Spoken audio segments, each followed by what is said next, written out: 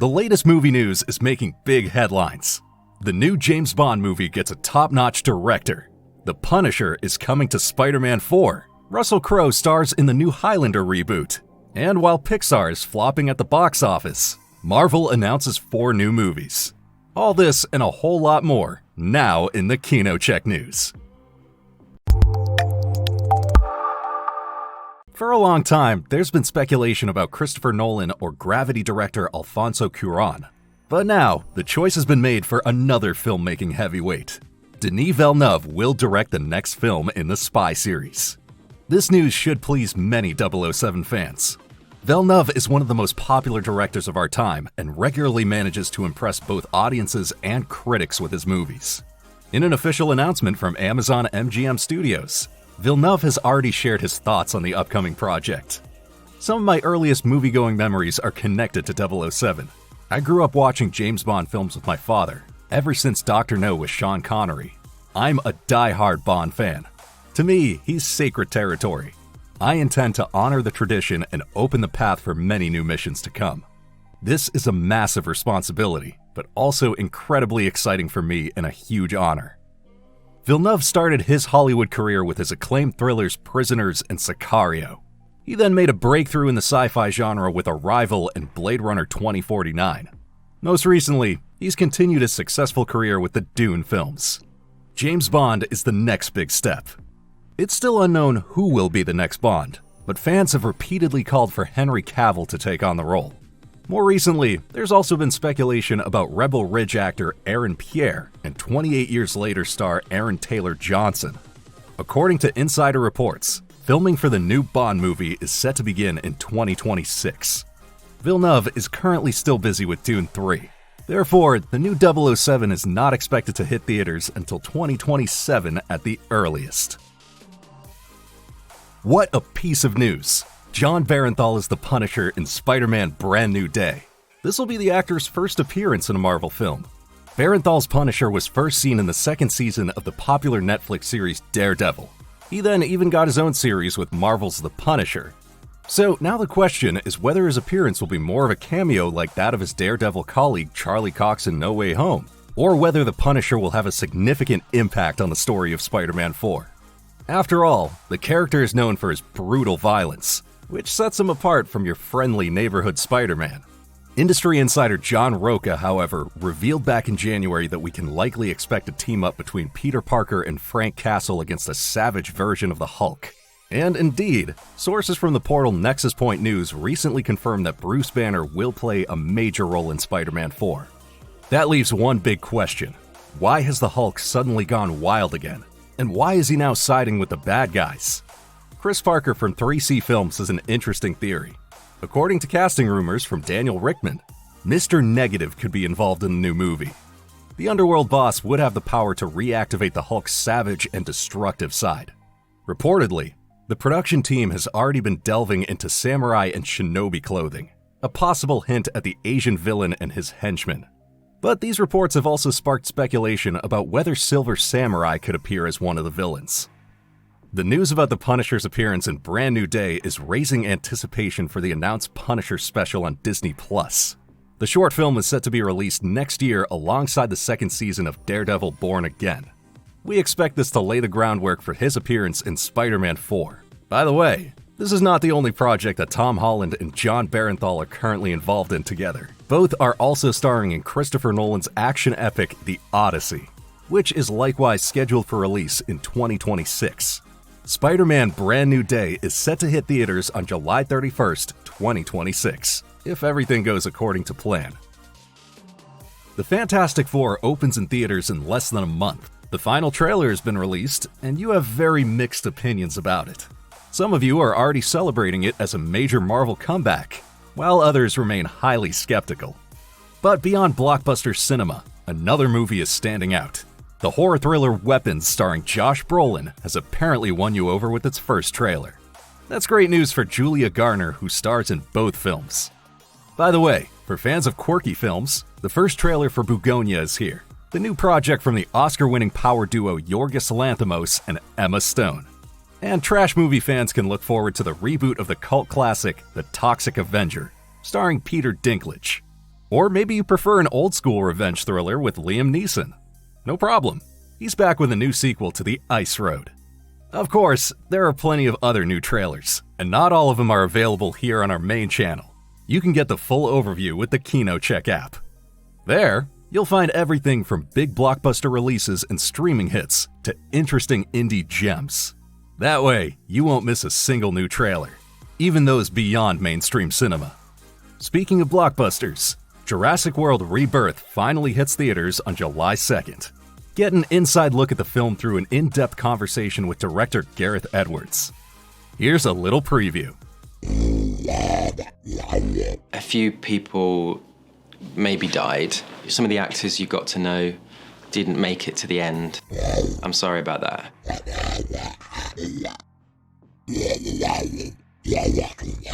The catering was the other actors.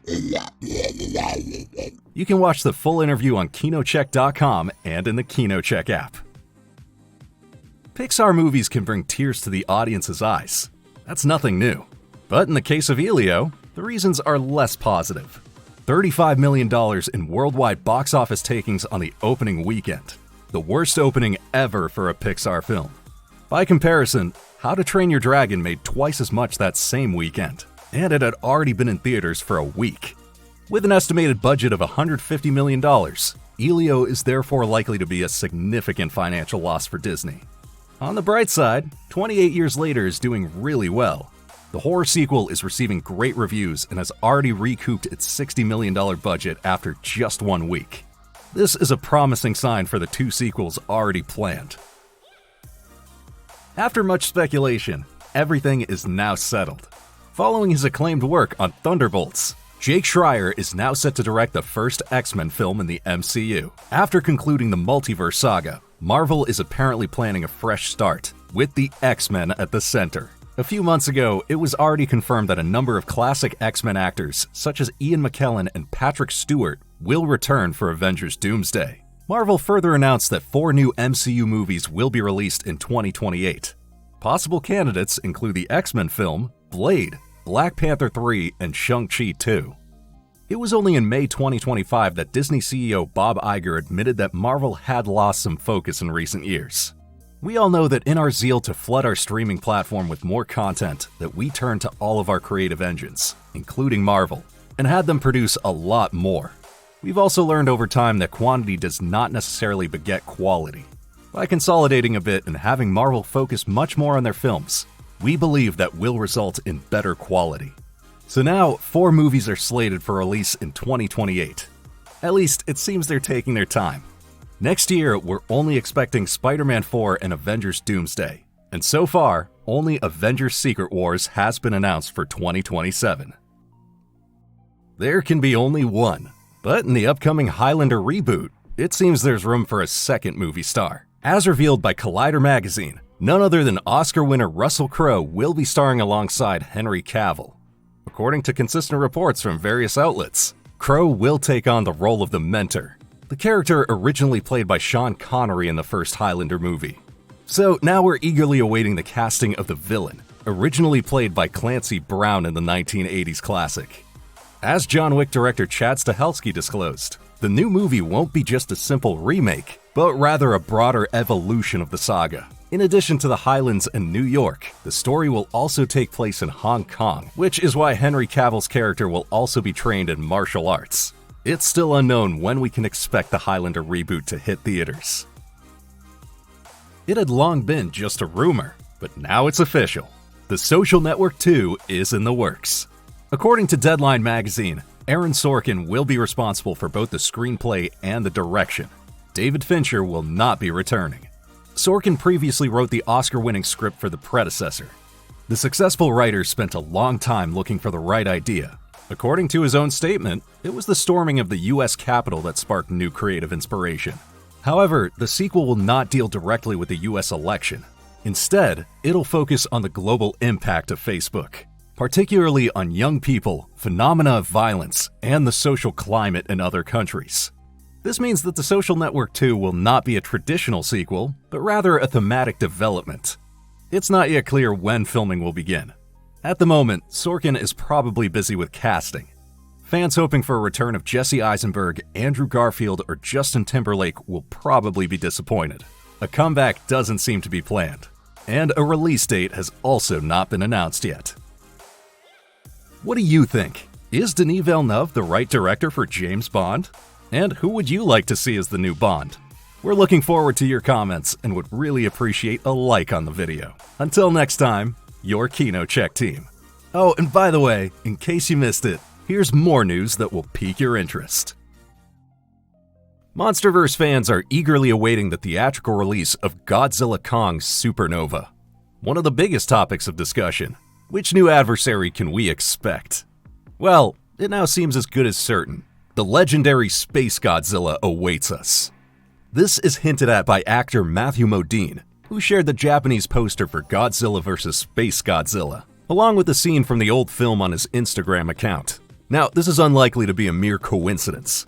When the title Supernova was announced, many fans already speculated it would involve the Godzilla variant from outer space. In the Japanese cult classic, Godzilla's cells were cast into space, fell into a black hole, re-emerged from a white hole, and were exposed to the energy of a supernova, resulting in their transformation into a powerful, crystal-covered monster with supernatural abilities. Matthew Modine plays a general who is set to take on a central role in the fight against the new threat. Also part of the cast are Caitlin Dever, Jack O'Connell, and Jurassic Park icon Sam Neill. Likewise confirmed is the return of Dan Stevens as Trapper Beasley. Part 3 is directed by Grant Sputor, known for the sci-fi thriller I Am Mother, and filming for Godzilla Kong Supernova has been ongoing since April. The theatrical release is scheduled for March 26, 2027. Work on Dune 3, officially titled Dune Messiah, is progressing. According to the well-connected industry portal Nexus Point News, 2 new actors are joining the film's cast, and this raises several questions about the plot. The talk is of Nakoa Wolf-Momoa and Idra Brooke, who will take on the roles of Leto II and Ganima, the twin children of Paul Atreides and Chani. In the original novel, these characters have just been born. However, since the actors are noticeably older, we may be in for a significant time jump. Alternatively, they could also appear in a vision of Paul's future, similar to his sister Aaliyah in Dune Part 2. By the way, if the name Nakoa Wolf-Momoa caught your attention, it's because he's actually the son of Jason Momoa, who plays Duncan Idaho. Denis Villeneuve will once again direct Dune 3. Filming is scheduled to begin in summer 2025, with a planned theatrical release date of December 18, 2026.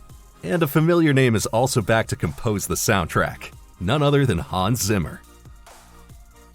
The How to Train Your Dragon remake is currently making waves in cinemas, and the sequel is already in development, once again by mastermind Dean DeBlois, who also directed the original animated trilogy. The director has now revealed some exciting details about How to Train Your Dragon 2. In an interview with the portal discussing film, one statement in particular caused a bit of a surprise. "There are still regrets I have that I would love to address in the live-action version."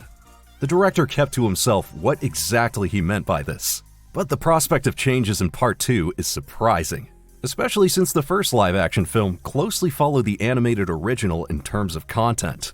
However, this faithfulness to the original also led to discussions among fans. Some wondered why a remake was even necessary if so few changes were made. Others, however, argue that the movie worked so well precisely because it successfully translates the strength of the animated version into a live-action adaptation. DeBlois also spoke with the website comicbook.com about Hiccup's mother, Valka. In the original, the character was voiced by Hollywood star Cate Blanchett. The director hopes that Blanchett will be available for the live-action adaptation as well. And it's already known when the next adaptation will be released. How to Train Your Dragon 2 is set to hit theaters on June 11th, 2027.